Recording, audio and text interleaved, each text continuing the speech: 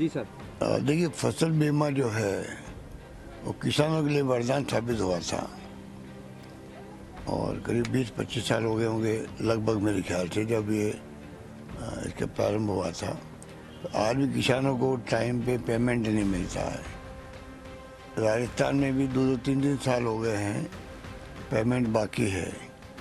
तो इस बात को लेकर शिकायत चलती रहती है।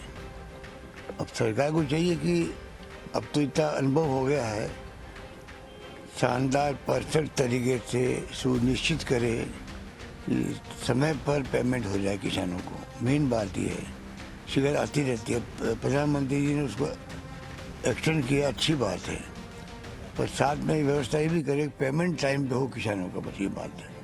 दूसरी बात ये थी सर, आज प्रधानमंत्री नरेंद्र मोदी दिल्ली में वीर सावरकर नाम से एक कॉलेज का देखिए, चुनाव ज़्यादा आते हैं, चाहे बिहार हो, चाहे महाराष्ट्र हो, चाहे वो दिल्ली हो या राजस्थान हो, प्रधानमंत्री जी जाते हैं और घोषणा करना शुरू करते हैं।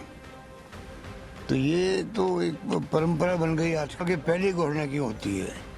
चुनाव पहले तो योजना बन के लागू हो जानी चाहिए, पर चुनाव के वक्त में घोषणा करते हैं। और कभी कभी तो ऐसी घोषणा होती है, हाँ, कि आपको 50,000 करोड़ दें, 60 दें, 70 दें, 80 दें, क्या दें, आपको मालूम? आपको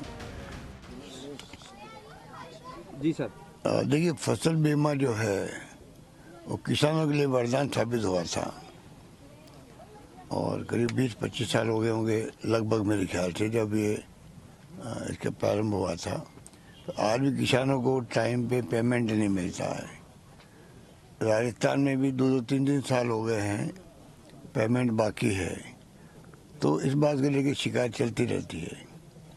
अब सरकार को चाहिए कि अब तो इतना अनुभव हो गया है, शानदार परफेक्ट तरीके से सुनिश्चित करे कि समय पर पेमेंट हो जाए किसानों को। मेन बात ये है, शिकायत आती रहती है। प्रधानमंत्री जी ने उसको एक्सटेंड किया, अच्छी बात है, पर साथ में व्यवस्था ये भी करे पेमेंट टाइम पे हो किसानों का, बस ये बात है।